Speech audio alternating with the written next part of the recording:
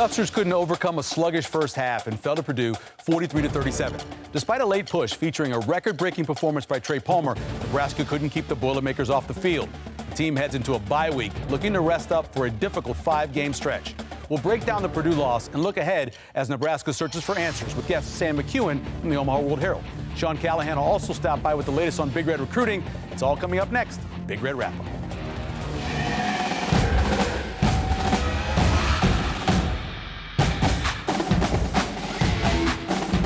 Hi, everyone. I'm Michael Severe. Welcome to Big Red Wrap-Up on Nebraska Public Media. Nebraska comes really close to getting 3 in a row, but falls just short in another one-score loss. Joining us, former Huskers Jay Moore and Damon Benning.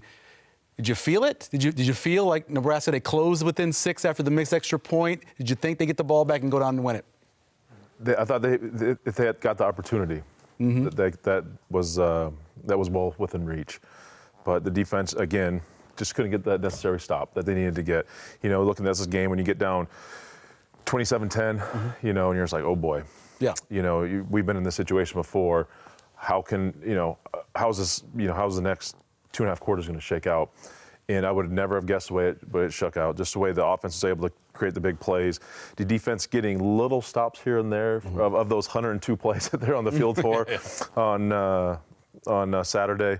Just getting those little stops. But again, just wasn't quite enough. And that just comes down to missed time throws by Casey Thompson. Nebraska had plenty of opportunities to take control of that game.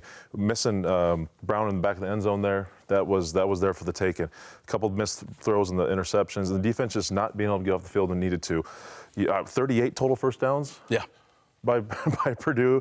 That is I about dropped my beer watching the game when I saw how many total first downs that they got in the game. So looking at it, I think even though the poor defensive play, you're down 27-10, but you look at the fact that they're able to battle back, fight back, and still have a chance to win that game late in the fourth quarter.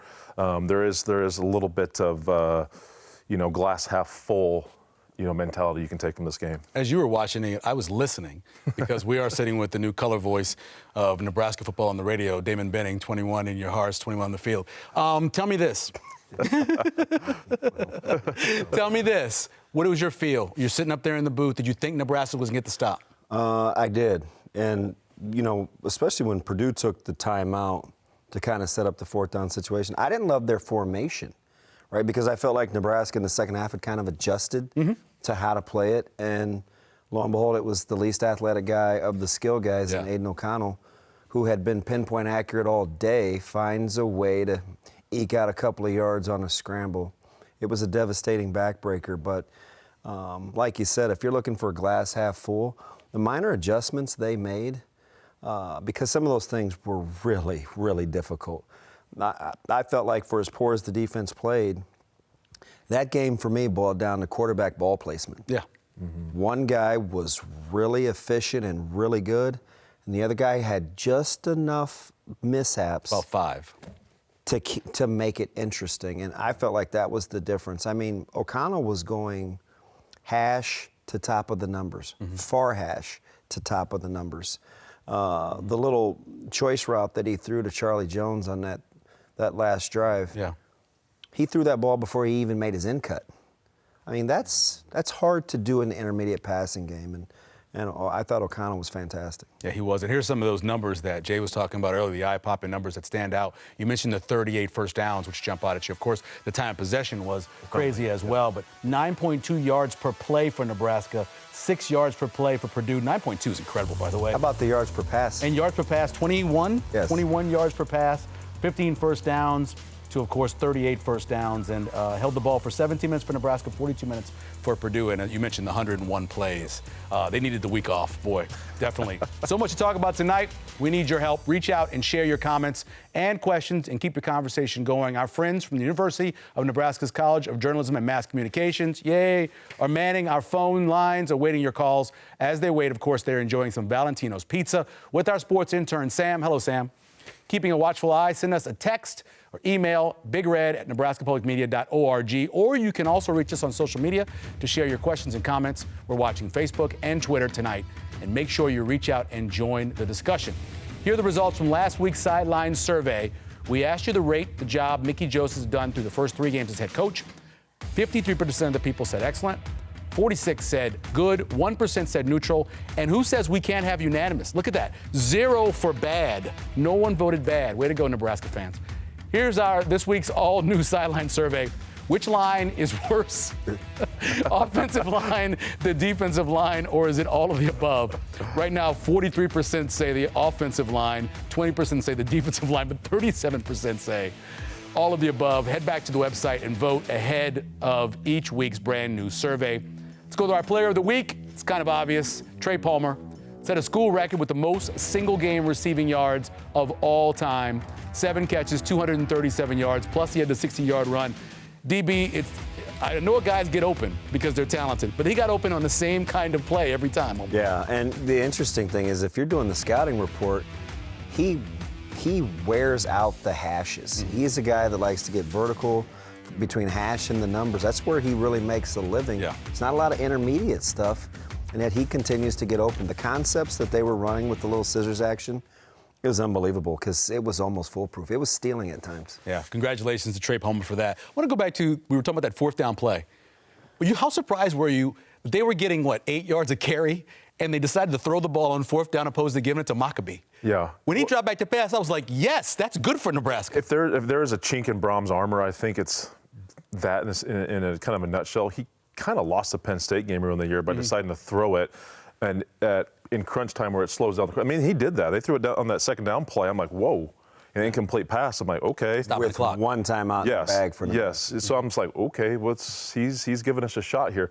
A little surprised, but Nebraska did a really good job, I thought, defending everything. I think Gifford picked up the guy. Kind of a couple collisions Nebraska there. knocked everybody down. It was kind of. Well, they let him fight. Physical, that game, Yeah. if you got 23 penalties a couple weeks ago between that crew, this one was going to let you play. Yeah. So, not totally surprised by it, but looking at that, I mean, they do such a good job, and Ty Robinson has to make that play. Aiden O'Connell's not Michael Vick back there by any means. And I think for the respect I have, I know I give Ty some tough love on the show. A guy of that caliber, I expect him to make that play. And he makes that play, Nebraska probably goes on to win the football game, but you don't. And you lose, and you head into bye week and with another loss. I think it was maybe his 65th play of the game, though. Ty Robinson, no one's expected Ty Robinson to play 65 plays. Listen, I mean, they were shooting all bullets. Mosai Newsome. I mean, they were emptying the barrel along that D line situationally, just trying to keep bodies fresh. What do you think about the way Maccabee runs? So you don't see a lot of guys with that much limbs moving at the same time. So it's interesting, right? Elroy Hirsch, right? Oh, okay. Look, crazy legs. They call them crazy legs, sure. right? For us old guys. And you and I go back and forth just because we're always talking about old guys. Yeah. I think Millen made a couple references. He doesn't give you a ton to hit. But I'll tell you, there's one thing that he does very well. His vision is fantastic. He does not waste a ton of movement. For all of this and the crazy legs, he's constantly gaining ground. Yeah. Even on those cutbacks, it's almost like he's trying to step on those defenders' toes. It's like 3D. He's constantly coming at you. Yeah, we'd seen some better tackling, especially in the second half of the 2 games before. What did you see in terms of the tackling? Yeah, it was they lacked. I don't have the missed tackles in front of me. I think it was close to 16 missed tackles as a defense. It's their average heading into 2 weeks ago. Yeah. So there were guys there's you kind of have it 2 ways. Is you have the missed tackles because guys are out of place and they're kind of coming there, or guys who are in place and they miss the tackle. I think a lot of the times guys were in place to make the tackles, whether it was on the short intermediate passing, some of the gel breaks, screens, or just some of the in the run game that they just couldn't get Maccabee down. So you see here, I mean, we have a guy right here to make the play, then boom. Keller right there. Yeah, that's another one. I mean, this is getting off the field you got to make these plays, and you don't want it to be a lingering effect, right? And it's hard. You'd like to be able to tackle in the middle of the week. You'd like to do some things, but again, Nebraska's kind of banged up football team right now, so it's hard to get everyone on the same page and try to get everyone to play practice physical when you're trying to get guys also ready to play and perform in a game. I think a lot of it didn't help that Reimers was out and you get Henderson gets dinged up as well. So and also Buford missed a bunch of time. Do you remember watching a game in which a quarterback they already stress you from sideline to sideline horizontally, but would go from far hash, to top of the numbers as often as Purdue did. Even the touchdown pass, look at the short touchdown pass that he threw. That ball was probably 30 yards, 20-some yards in the air, and it was to the front pylon where only his guy could go get it from the far hash. You talking about the last touchdown? Yeah, that there was were really good. so many good placement throws. Look at that. That's the only place that ball could go. And for as good as I felt like Newsome was, he was at the mercy of pinpoint accuracy. And Charlie Jones is a good route runner too. On top of it, with deceptive speed, and you they have were that. giving him option routes without bringing pressure. That was almost stealing. That's why I did like when situationally Nebraska did bring pressure, because it at least forced O'Connell to clutch. Now. Yeah. Listen, he's finding guys on the backsides of boots and dumping down late to guys. The one he threw through Farmer's arms, like he's running down the field and the wide receiver's on the opposite side of him, and he threw it through him. How about twice how they shut off the front side the little boot action? Had everybody locked up to the three receiver side. Yeah. He comes backside to a leaky receiver that just holds to the sidelines. I'm thinking, He knows where everybody is. He just knew where everybody was. He was throwing the ball, and I never referenced this, but he's like Drew Brees. He was throwing it to the places where the wide receiver had the best chance to catch it and continue to go, which you don't see from college guys. And like Drew Brees, does a good job getting rid of the football. He does not hang on to the ball. It's 3 seconds and it's out. 16 at the targets most. for Jones. Yeah, at the most times, yeah. So the run game, I spent all Sunday morning saying you got to run it more. Yeah. I know maybe you're not having success, but you have to invest in it. You have to. What happened to the run game in your opinion? Was it just simply Whipple getting away from it, or I think it just got away from them. Once they had to start to play catch up and you had success throwing the ball, it became fool's gold, right? Because it was easy to do and it was there for the taking. I think they just did it, but that's where you have to get back into some more situational complementary football. The passing game was going to be there when you wanted it to be. But I will say this. I don't always love the efficiency that Nebraska's backs run the ball with. Yeah. Like, I think they can do a little bit better job helping out an offensive line that's struggling, to say the least. Yeah.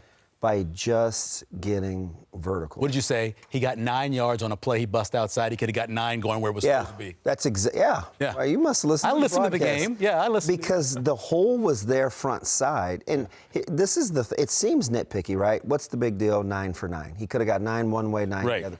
But he had to work hard to get the other 9. And he put his wide receiver in harm's way to get a holding penalty called, because you're running across a defender's face as opposed to just getting downhill. Make him snap it again. I just think he has, and I use the phrase a lot, but I think he has PTSD. I think so often he's had guys in front of him that even when they're not there, he's seeing it. Yeah. Immediately in his mind, I got to make a move opposed to it. The one guy that went straight was Ramir Johnson on his 17-yard run. Yeah. Looked good. He about creased that. Yeah, he did. Yeah. That was. Maybe he should get more. Yeah.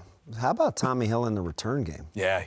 He got banged up. He had to have. Because the one that he almost broke, where he was shoelaced, he was a little slow getting off the ground. I don't know if he kind of hit his head. But I thought it was out of frustration. And maybe it was the frustration that got him in trouble. I don't know. But we didn't see him again after that. But there were about 2 or 3 of those. Unfortunately, if your kick returner is doing a good job, that means you're scoring. Yeah. But remember, coming out of fall camp, I thought he was the best of the return guys. Yeah, he's definitely explosive. But he didn't, for whatever reason, win the job. But he is dangerous. He's an athletic guy that has to get on the field somehow. Move him over to wide receiver. Kick return's a perfect spot. Tommy Bleekrode, 4 for 4. That was his first made field goal against an FBS team of the season. And then he went 4 for 4. It's pretty nice to see. It's a nice luxury to have. It is. After going through the struggles that we saw last year, where even an extra point was questionable at times. So having that, you want to call it security blanket. Obviously, you'd like to turn, especially when he missed Alante Brown in the back of the end zone. I mean, that you'd like to get those 6 points there. But it's nice to know, okay, we have a reliable kicker. Last year, if that had happened, we're like, oh my gosh, we're probably not going to score any points here. But it's something to grab.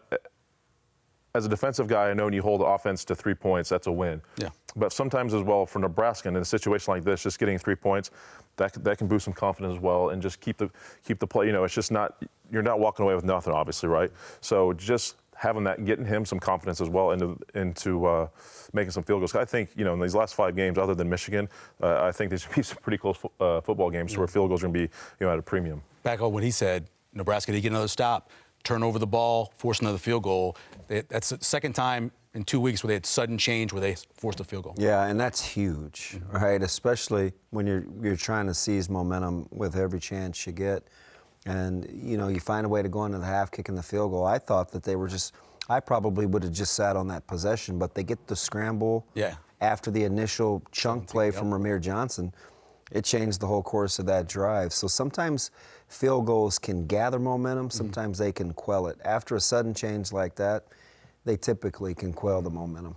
All right, time for the highlights. It was quite the game Saturday night. Purdue had a dance-off between the two mascots to start it.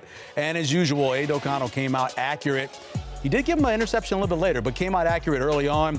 One of the 2 Iowa transfers, Tracy here with the catch for 14 yards out of bounds, another pinpoint throw. Speaking of pinpoint, that is inside the linebacker, just inside of the safety as well for that first down, and then the throw for the touchdown. Again, he threw that down a hallway. Yep. From his vantage point, he's not that open. It's amazing some of the throws he made in the game. O'Connell comes back again next drive. This is the one I'm talking about. Look at that inside. The defender's right there, and it's on his back shoulder. Again, makes another throw underneath to be able to put himself in position for a field goal. Purdue goes up 10-0. And right here, I know a lot of people are nervous. Yeah, and I'm thinking to myself, if I'm Coach Bush, I'm cheering my guys on because schematically, they were in good position. There weren't guys running open. This is the one you called in the bucket to Oliver Martin down the field. Perfect throw by Casey Thompson. Yeah, it was beautiful. Got it out of his hands early, too. Jock Ant still running a little high, but getting his second touchdown of his career. Yeah, not as physical as he needs to be, but they went kind of jumbo there with a lead back. That's easy pickings. I like that they ran the ball inside the 10. Another block punt. Back-to-back weeks getting block punts, Jay. Love it. Love the aggressiveness. Again, you've seen this similar field position against Indiana, just short of the 50-yard line. Fantastic. And you take a shot, and if they got, it's just funny if they got the ball to bounce the other way. But hey, we'll take it as it comes. Damon loved that extension. I did. And you know what? If he throws that up the hash, he probably scores. Yeah, that's true. Brought him to the middle of the field. Brought in a defender. We're tied at 10-10 right there after Bleak Road hits his second field goal, or first field goal of the game. And then Sheffield. This happened twice where Nebraska needed to make the tackle to save a touchdown. Yeah, it's really, really hard because he had been getting vertical in some, but you'd like to get somebody to the face of number 1 or actually underneath coverage to at least make him double clutch. Here's the first interception, and Casey Thompson described it as a linebacker making a real athletic play. He jumped a little bit, but this is where a short quarterback, I think, just lost vision. That's pretty good extension. Yeah, but you know what? Vokalek was wide open, yes. Another field goal. Defense with a sudden change. Great job there by Nebraska. 20-10 still in the second quarter. And then Nebraska comes back here. This is what you're talking about. That's the game changer right here. You get the good run play from Rahmir Johnson, all of a sudden you're in business. That was 17 yards, and then Casey Thompson showing his athleticism. I think Purdue thought he was going to go out of bounds right here. Yeah, and it was a really good job of getting what you could get, right?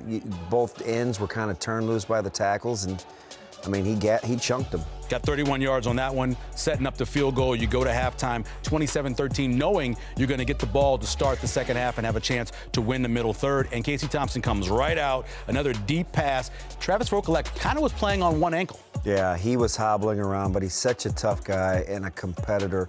I'd play with him every day that ends in Y. No doubt. And then coming back to Trey Palmer again, we've seen this several times already. Perfect pass there for the touchdown. That makes it 27-20. All of a sudden, Nebraska's only down 7 coming off of the halftime. Look at that. That's excitement right there. Yeah, feeling a mojo. No doubt about it. And then Trey Palmer comes back. This is a nice run because he had a little bit of patience early on. Yeah, it was really nice. And it's the only reason he gets caught from the backside is because he had to get so much depth to get to that crease, but a fantastic play design. We don't show it, but after this is the missed pass to Alante Brown in the end zone. Casey Thompson kind of overthrows him. I don't know what happens momentum-wise. He settled for a field goal, but that could have made all the difference in the world. Yeah, it was a big time. I actually like the concept of the pass route, but I mean, listen, that's what happens when you throw the ball down there. 27-23. Did not run the ball, by the way, inside the 10 that whole drive, which kind of surprised me. Another great throw. And this, King Daru wasn't supposed to play. I mean, just the presence to know where Daru was fantastic.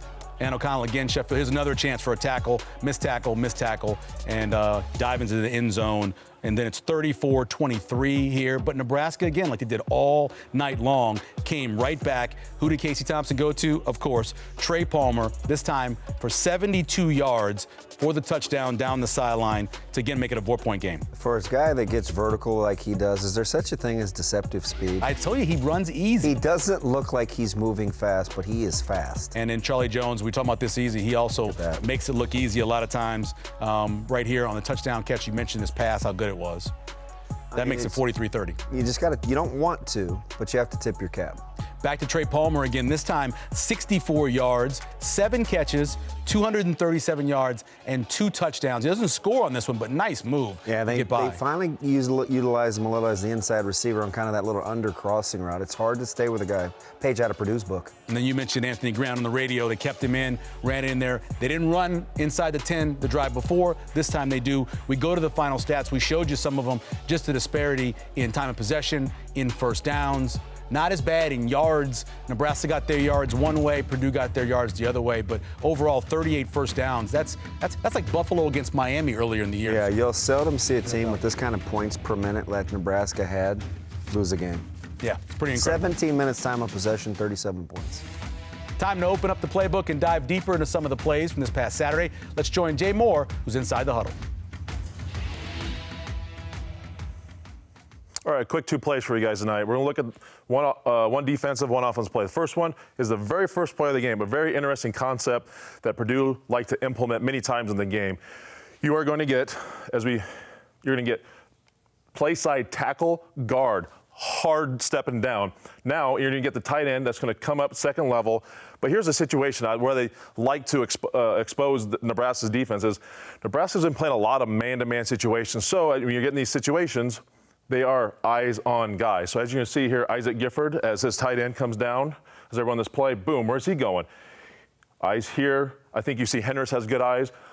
Caleb Tanner does a decent job here. I always say you got to keep your shoulders parallel with the line of scrimmage to be able to come out and make this play. Now, if this left hip was turned a little upfield, never would have got a chance to make this play. But he does a decent enough job.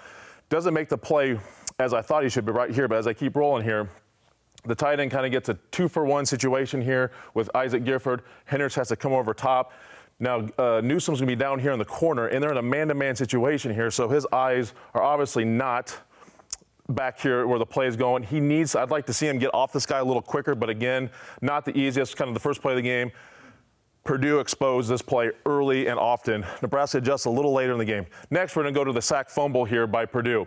Now, they're going to kind of get their D lineman, or kind of, I call it a gap in. So, and they're going to bring number 6 from the outside. He does a decent job here of disguising, in my opinion, of the play. But as you guys run it here, Nebraska in this situation, I would like to have seen, usually in protection situations, center goes opposite of the back. Now the back was offset to Casey's right. The center, in my mind, I'm coaching a play, not the system that they're being taught.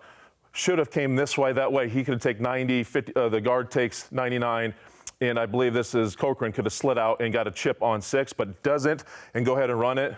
And boom, sack fumble, another hit on Casey Thompson, another poor protection from Nebraska, but Nebraska does a good enough job getting the fumble and getting off the field. The safeties played really well in terms of tackling for Purdue. Not so well, but this hurt Buford here, so he played fewer plays because he had to come make that tackle. Yeah, there were 2 safeties in Farmer and Buford that lowered Boom, and they were on the receiving end of it. But 2 guys that didn't have any problems with their physicality. Any feel for the way Ernest Hausman played when he had to come in? Not bad. Not too bad. He didn't miss any tackles. No, it's a tough situation for a guy who they're probably thinking they want to redshirt him if possible. But alignment. His alignment is critical. Those are things. I mean, you get out there, things start moving fast. Right. But he does have to get himself in a better situation pre-snap to get yourself in a chance to win that play. That'll come with more and more reps, and hopefully he's probably going to have to be leaned on even more with the banged up inside linebacker. Nice to keep his head up after getting set down on the bench, though. Next up, we're joined by Sam McEwen from the Omaha World Herald. As we go to break, images from Saturday night, courtesy of Hail Varsity. Stay with us. We're back soon.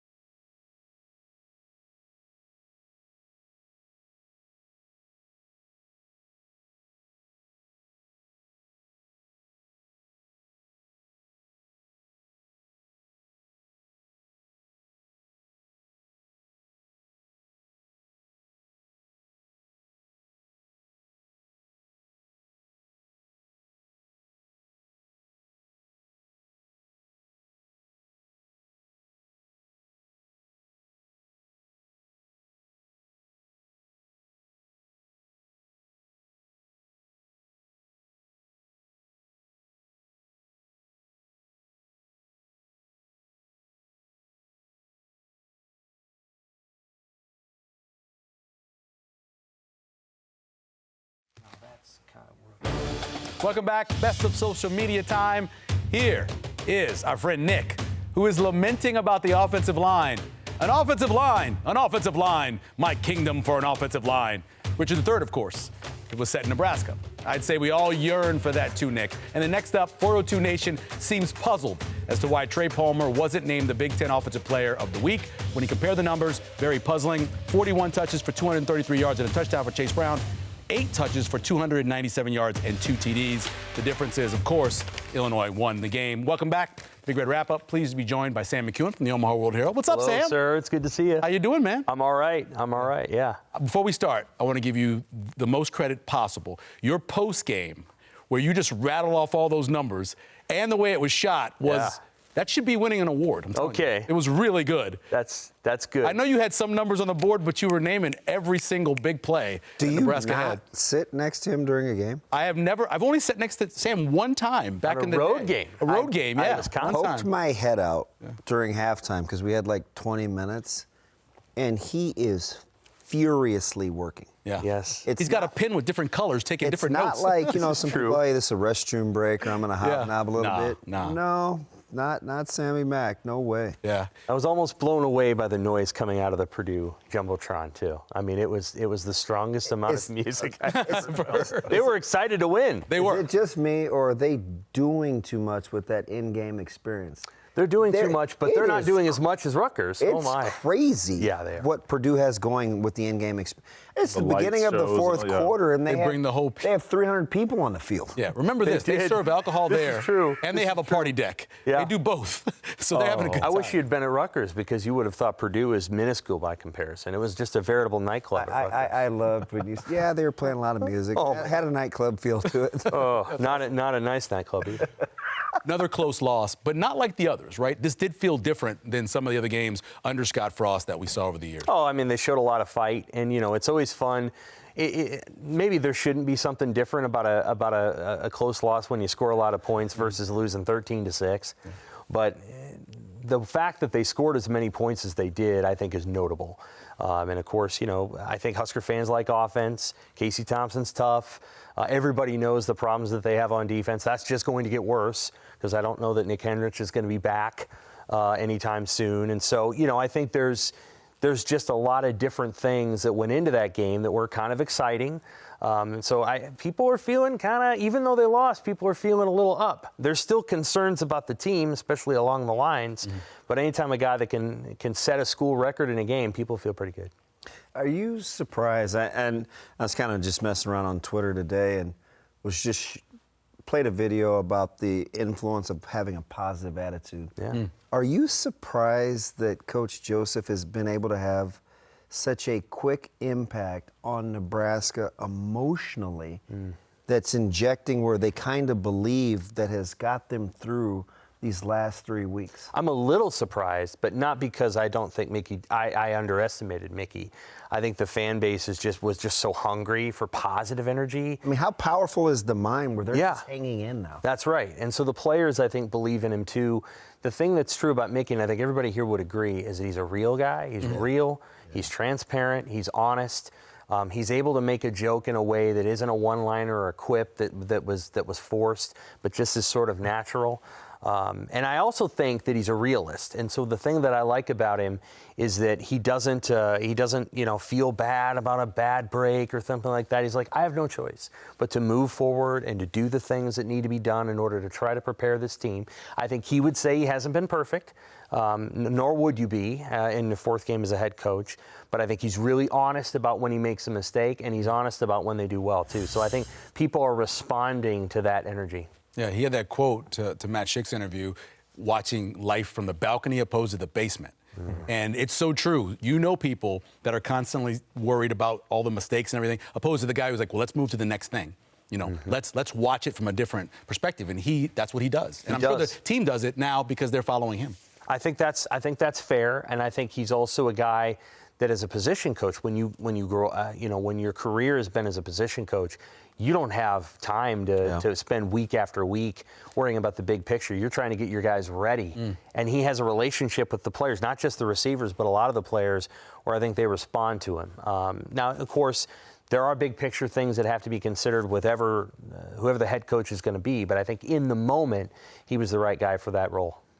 You know, one of the weird things we could do is spend an entire hour and call it O-line Big Red Wrap-Up because of that. Is there anything you saw, anything out there that could change, make this better? Is there a starting five you'd like to see? What can they do? I'm not terribly encouraged, no. I mean, I think, and I'm not trying to be rude, the defenses that they're about to face are even better than the one they just faced. And so we have to be really honest about that. I think it's possible that you could get 5 guys on that line of scrimmage who can just kind of take a couple of steps together and lean on a defense a little bit. But it's not the most athletic group you're ever going to find.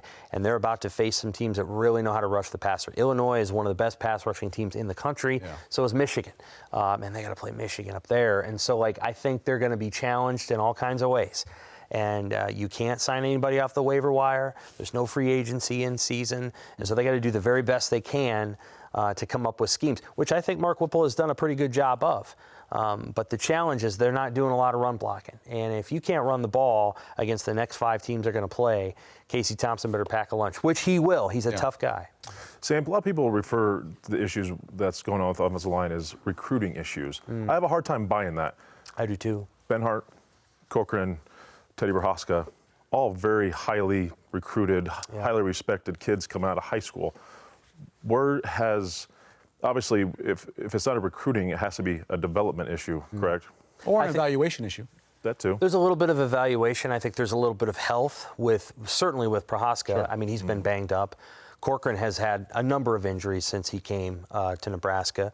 I will say this, and maybe I'm wrong about this. I kind of like the basketball player in the tackle role than the wrestler. I think just based on movement skills and athleticism. And so Benhart was a wrestler. I think he might be better suited inside. And then this is again just my own personal preference. I think you need an elite center, and Nebraska had one for a couple of years. And the guy that's playing has played every snap, and he's played great, but he would almost be better as a guard. It's like you need to find a center who can move the way that Cam Jurgens did. And so, I think some of it is recruiting, but not all of it. We can't sit here and say that Greg Austin didn't recruit better than Tony Tuioti, because he did. I mean, I'm not trying to be rude to Tony, but the reality is when you look at Nebraska's defensive line, the guys that he recruited don't even really play. Nash plays a little bit. Some of the other guys don't play. They had to bring in 2 transfers to come in and basically start or be in the starting rotation. And so I think they've recruited okay, but the development hasn't been great. And then it's worth saying that I think they've kind of run about 3 different offenses in the last 4 years.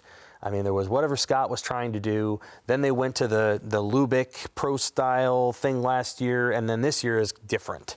It's not entirely different, but I think Mark Whipple likes to throw it deep, and he's just got a little bit different scheme, and Donovan Rail has got a different teaching style.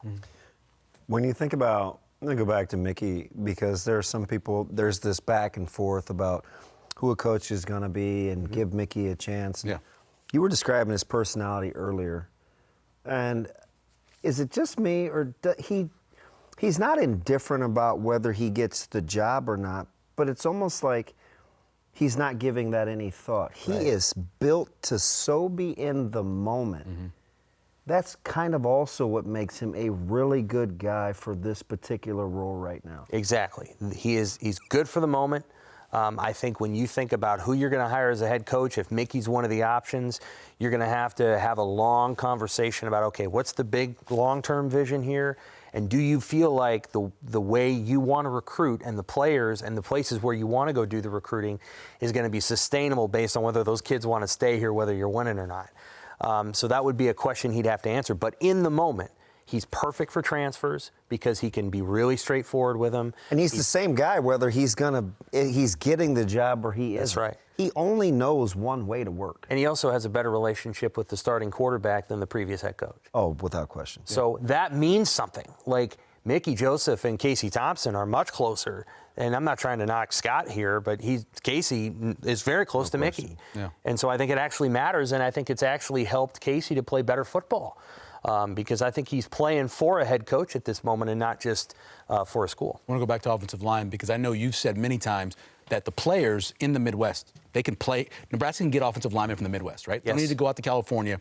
How difficult will it be to build this, or will it be easy? Because there is talent in the Midwest for Nebraska to bring in. Well, I think offensively you can. Just the line, just the. Yeah, you can build it here, and they've tried. I mean, Yeah. Ben Hart is from Minneapolis. Right. Corcoran's from in the Kansas City area, Lawrence, and then obviously Prohaska and those others. They've got in-state linemen coming next year. Yeah. I don't think Brock Knutson's going anywhere. I think he's going to come. Obviously Mason Goldman, maybe he plays defense, maybe he plays offense, but they've offered him, and so I think yes, you can develop it here. Those guys are usually going to take a couple more years to develop, and you may have to go somewhere and find a tackle. It's hard to find him in the portal, though. I mean, Alabama's got one from Vanderbilt, but that guy went to Alabama. It's hard to get impossible. him. You know, Hard to get Michigan got the center from Virginia. Yeah. Offensive linemen are like gold in the portal, and defensive linemen are like even more gold. Yeah. And the hardest players and the difference makers on every college football team, maybe with the exception of Tennessee because they're outscoring everybody, but generally speaking, the hardest players to recruit are the defensive linemen, and that's what the great teams have. And Nebraska doesn't have them, and those are hard to recruit. You need a guy who's an elite recruiter to get a defensive lineman who's a 4 or 5 star. John Blake. Right. You need John Blake on your staff to recruit them. When John Blake was here, he got the best defensive lineman in school history. And now it's legal to pay him. That's the point. Like when people talk about, well, who was important in that era? John Blake was, because he got Ndamukong Suh, and he got a guy that changed Nebraska's defense for 3 years. It was that you got to have those guys, and that's not easy to do. If you can't change the offensive lineman overnight, how about complementary pieces like quarterbacks that can accentuate what you do well, or let's say the running back spot where, whether it's a downhill guy or a hit it and split it kind of guy where they can help mask or cover up or go alongside how you want to play on. Do you want a mobile quarterback? Do you want a running quarterback? You have to have it. You have to have it. Well, I watched Florida LSU play while we were flipping back and forth, and every time a play needed to be made on third down, Florida's quarterback made it, LSU's quarterback made it. That's fair. One of the biggest plays of the game was Casey Thompson, one going for 31, and then that little thing he ran for 6 yards, the first down on third down. You've got to have it now. I'm not disagreeing with you. I would say that there are a few teams that get away with not doing it, and they're the best teams in the country. Because that would be Alabama, but look what happened when they saw Hendon Hooker. And although I disagree, because Bennett is athletic. He is. He can. He gets knocked, but he can do whatever he needs to do to move that off. Bryce Young has a 100-yard rushing game this year. Yeah. I mean, he's mobile enough. I don't know if there is any more time for a Peyton Manning type in college. Yeah. I don't know if they exist anymore. I think that's fair. So they're going to have to recruit and maybe Chuba's that guy in 2 years from now, next year. But I think you have to think about how you're going to be there. Are you going to have a running quarterback or a mobile quarterback? And then as it relates to running back, well, I mean, first of all, it helped to have them healthy. Yeah. They talked about having 7 guys in the spring. Yeah. We're basically down to 2. And one of them, Anthony Grant, has taken more snaps this year than any Nebraska running back since Amir Abdullah. Wow. 67%. Yeah. And they might run him into the ground. I don't know what the percentage of snaps was when you were there, and there was like 19 All-American running backs. But 67% is really high. Only 1 year greater than that I know. My reach was 04. And that was Pork Chop. Ross. That was it. Everybody else is always shared. And you had quarterback run, too, that took from it. And you don't have that. Amir Abdullah was on the field a lot that 2014 season. Yeah. And I'll be honest with you, I think it kind of affected what he did going into his pro career because he ran so much in his last 2 years at Nebraska. I don't think you can trust that Anthony Grant is going to be on the field that much in the last 5 games. You got to get him some help. You'd like to see a little more Smothers implemented in this, or is that too radically different than what Whipple wants to do? Or is that kind of was a Scott Frost thing too as well that he liked to implement? Or I would like, because in my personal opinion, I'd like to see them implement it, to get the defense prepared for that. You can put it on tape. Yeah. Well, I think we only saw it. I think we only saw it in Northwestern and then their North Dakota game. Yeah, and we saw it very successful, right? When your offensive line struggles, just to get something going within that, and again that +1 run game, and DB, you could or chime 2 in backs as well. in the backfield. Yeah. I'm either 2 backs in the backfield or quarterback run game, because I think I've said this 2,000 times. You have to be exceptional up front to run the ball out of shotgun handoff run game without a quarterback run threat. Well, and they're not exceptional up front. If it were me, I would out of my 85 scholarships that I have, or whatever they call it now with NIL, I'd want to have a Wildcat quarterback who can also throw a little bit. Minnesota has one, They do. right? So I always can't have remember one. his name, but you have a guy, whether it's a tight end or whatever that you can put in the game, who can give the defense a different look. To be honest with you, I think Smothers is that player, but I don't think that's Mark Whipple's preference. I think Whipple is a pro-style coordinator and wants to throw the football and will do it exactly how he wants to do it. I don't think Mickey's getting in the way there. I don't think he's going to come in and say, let's do this. I think he's going to let Whipple do what he does. Sam, we appreciate it. It was great. Hey, thank you. Good seeing you, man. Next up on the wrap-up, Sean Callahan will join us to talk more recruiting. But first, more scenes from a disappointing Saturday night, courtesy of Hail Varsity, back in 2.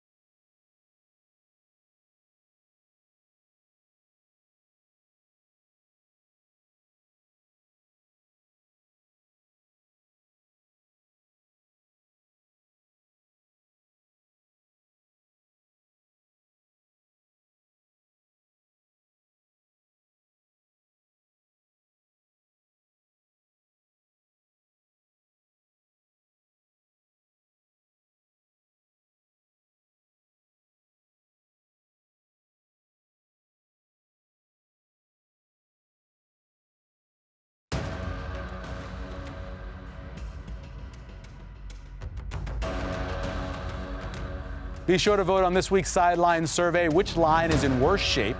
Right now, 46% say offensive line, 36% say all of the above, 18% say defensive line. Make sure you visit our wrap-up website to cast your vote. Welcome back to the show. Michael Severe, Sean Callahan to talk recruiting. What's going on? Well, it's got a bye week. It's the bye week, Yeah. so you're going to have coaches out on the road Thursday and Friday, and really maximize it. I've been very impressed with the in-season recruiting by the staff, kind of spearheaded by Vince Ginta, but Mickey Joseph has run this recruiting operation as well as we've seen in season, in the 5 years of this Scott Frost era. So they've done a great job. New in-state offer was just made last week. It's another in-state Power 5 guy, Mason Goldman from Gretna. And, Mason was a key part of the state championship run for Gretna this past year. 6'4", 6'5", 230. Actually, Gretna guy, Elkhorn South, plays with Zane Flores. Yep. A stud player, and actually I think he's 6'6". We really got Maverick Noonan's vitals there still from last week, but Mason Goldman, great size. The question is he an O lineman or a D lineman? Right. I think right now Nebraska's looking at him as an O lineman. They need O linemen. He's picked up a lot of offers as of late. He's got Kansas, he's got Arizona State. A number of big Power 5 offers have come in, and Nebraska now the latest. And he's going to continue to take some trips before he makes his decision. Very high in Nebraska. He's been to Lincoln for multiple games this year. What about William Watson? Yeah, William Watson. So there's 2 commits Nebraska has not seen yet in person. William Watson, the quarterback from Massachusetts, and then Barry Jackson, the receiver in Atlanta. Mike Cassano will go on the road up to Massachusetts this week to spend the day at William Watson's high school, and I believe they have a game that night as well. So they will be out there. Now, the story, Watson did visit Virginia Tech this past weekend for their game against Miami. So that did raise some alarm bells. What's going on is he looking at Virginia Tech. I think it's a kid that's just doing his due diligence. Sure. He doesn't know who the head coach is going to be at Nebraska, doesn't know who the offensive coordinator is going to be for next year. Mark Whipple is why he came to Nebraska or committed to Nebraska. Mark Whipple's known him since he was a 7th grader. And I think all of those things factored in, but they still very much consider him a commit, and the staff will be out his way here this weekend. Benny Nagoy, who is our in-state. Yeah, moving on out, our in-state guy for this week, Lincoln High's Benny Nagoy, the first Power 5 football player to come out of Lincoln High in a number of years in terms of scholarship. Committed to Iowa State, had a offer from Nebraska, but it was kind of a non-committable offer at that time, because they had other receivers on the board. Benny could play receiver, though, too, and I think that was the debate. Like, look, this kid literally has like a 40-inch vertical and Right. he runs 4.5. He's a premier athlete. Do you just make room for him, or do you hold true to your numbers on the board? I think that there was a great debate about that, and it wouldn't surprise me at some point if Nebraska made a push on him, because you just don't know what the numbers are going to be, what the attrition is going to look like on this roster. And Benny Nagoy right now, a very, very good-looking athlete in the city of Lincoln. There haven't been very many athletes like him to come out of Lincoln, and the guy we're going to talk about next is one of the other ones like He that. could grow into an outside linebacker at that size. Malachi Coleman making a decision on Saturday. And then finally, Malachi Coleman, I mentioned, not a lot of athletes like Benny. Well, Malachi Coleman is athletically one of the best athletes we've seen come out of Lincoln in a long time. He's verified 10.4s in the 100, 38, 40-inch type vertical, can dunk the living daylights out of a basketball, Right. and can catch a football, rush a passer, block a punt. He makes it all look easy. Now, he's been bothered by a lot of injuries Sure. this year, so we haven't really gotten a good snapshot of Malachi Coleman as a senior. His junior year got offers from everybody in the country, and he'll make his announcement Saturday night at his high school, Lincoln East High School. I think Nebraska's I'd be shocked if it's not Right. Nebraska. He's been to all 4 home games this year as a visitor. Has not been to any other games around the country that we know of. So should be good news, hopefully, for Nebraska on Saturday. We'll look forward to it. Thanks, Sean. Time to take a quick look around the Big Ten. Illinois has 5 straight wins. Huge win, dominating win over Minnesota. 26-14, but they had 460-some yards. Michigan ran all over Penn State in the Big House second half, 41-17. And Sparty edged out Wisconsin in double overtime, 34-28. Each week we've been taking a deep dive into coaching candidates for Nebraska. This week is Huskers interim head coach Mickey Joseph. A lot of reasons. We talked earlier about what he's done with the team and his enthusiasm, his positive attitude. Damon, what's the number one quality if you were going to make the argument for Mickey to be the next head coach? The players believe in him. They're buying what he's selling because he's authentic. And there's not a lot of other coaches. I mean, they basically were, in a gunfight with a couple of knives, based on the injuries, and he gets them to compete and believe. And I'm telling you guys, that's 80% of it. How much, you talked about it before, you guys were committed to thinking Bo Pelini should have been the head coach after that 03 bowl game. They went the other direction. How difficult was it for you guys to adjust when the guy you wanted to be the head coach wasn't? Because Callahan came out of nowhere, not you, but it was a little tough. But what helped me was a guy like John Blake coming in, because he was such a great person to be around, a great coach. That's right, baby. Such a strong personality, and you wanted to play well for that a man like that. Gotcha. So that helped. But Bill, he just played, lost the Super Bowl just a couple years prior, so we knew about Bill. And listen, we that was our choice. It wasn't like what else are you going to do? Wasn't around back then. Right? Yeah, you couldn't leave. Yeah, you were stuck, and I wasn't going anywhere. So you had to make the best of the situation. But bringing the right assistants kind of helped that situation. Give me the pros for Mickey. Yeah, I think Damon hit on it. The connection he has with those players. Mickey was at the team hotel, obviously, this week. We were at the hotel for Rutgers, and you can just see him when he's around the guys in that setting, just the connection that the players immediately have to him and the way they respond to him and talk to him. He's never been a head coach before, at least at the Power 5 Division I level. I think that's the question, he's getting a 9-game audition to prove that right now. So these next few weeks will really write the script one way or another. And If they could pull off a win against Illinois and Minnesota at home, which are games they could win, I think it could turn pretty quick for Mickey Joseph. So, I mean, we were Eastern time, obviously, in West Lafayette, and so, I wanted to go down to the workout room. Mickey's already on the treadmill, right? It's full. It's mostly Nebraska people working out. He's on the phone. We get a quick workout. I go walk. We come back. It's 8:30 for breakfast. It didn't open until 8 where the players could come down. He must have made 10 or 12 calls. I bet. He's just rattling off phone call after phone call, instant energy. Like, he's such a good worker. I think it's understated because I think we'd all agree Nebraska's head coaching, you have to be a grinder. Yeah.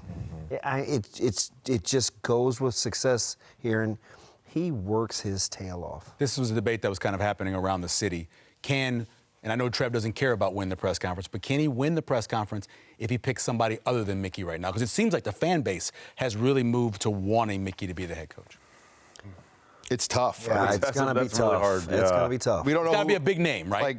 Like what if he's got? I'm just going to throw a hypothetical. Like, what if Luke Fickell is like on the hook or someone like that? Right. I'd say you'd win the press conference. Right. So There's several like, big names. What if Mark Stoops all of a sudden is on the hook? I mean, yeah, but you just don't know. Like, Right. What direction Trev's going with that A group of candidates, and we don't really know what that A group looks like right now. Right. I think he's the man in the power chair, though, and Coach Joseph, because, obviously was sort of a right to refusal for another coaching candidate if that works out and he Right. wants to stay. I think Mickey's blessing or his endorsement or what he says about the next potential coach in the university Right. would actually go a long way in helping the fan base with whatever happened, as long as Coach Joseph was part of it. Mickey has a lot of stroke right now, and I think he understands that. Most critical to keep the class together, Mickey, Applewhite.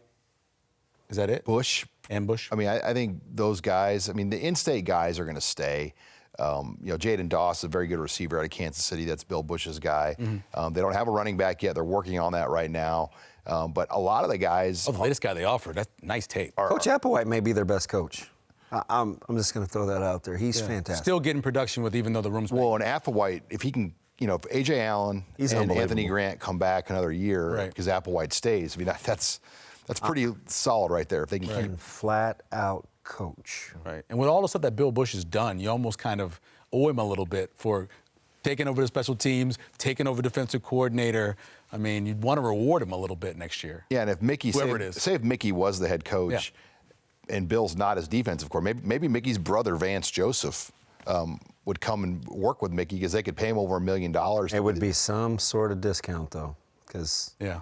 Vance is. What's he making in Arizona?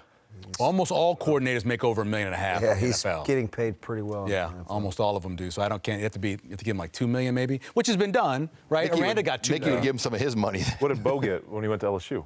Well, he got almost close to $2 million. Yeah, Well, he seven, right? Yeah. became the highest paid. Yeah, for the when he was for that 1 year or whatever until he got fired after the COVID year. And Yeah. the way Arizona's playing, you never know. Yeah, it's a strange situation, but if you're going to compare them, Nebraska, Auburn, Arizona State, other Colorado. jobs that are open, is it the best, second best? What do you think in terms of job that's open? Wisconsin.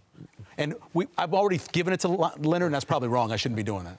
Yeah, you're probably right, though. Auburn's not open yet. Well, it will be open. But in terms of money and resources, Nebraska's the best job right now Yeah. open. And Auburn, you have to deal with all of the boosters and all the issues they've had before. Yeah, we and thought- Arizona State's getting ready to get punished, probably. We thought Nebraska message boards and talk radio was bad. It's nothing compared to the it's much Auburn, worse than Auburn. Auburn Much stuff. worse. Yeah, no doubt about that. All right. Give me a prediction. Last five. What's the record? It wasn't that hard of a question. I'm going to say 2 and 3. I think they can get 2 out of these last 5. I'm going 2 and 3. All right. God, like 3 and 2. Yeah, I'm going to a bowl game. Wow, 3 and 2. So Illinois, Minnesota, Wisconsin. Because I think those are the three best. Not teams. Iowa.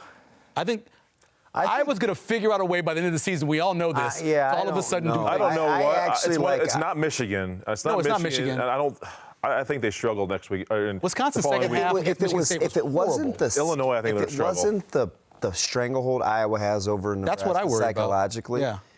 Illinois' run scheme Yeah. is much more difficult than Iowa's. That gap scheme will deal Nebraska fit. They're the most balanced team in the Big Ten, by the way, and also give them the fewest amount of points. I mean, you know, like gap scheme is tough. Burning questions? Go ahead, Sean. My burning question is, can Mickey Joseph get this team through this brutal meat grinder of a 5-game stretch? We thought the last 3 weeks were challenging.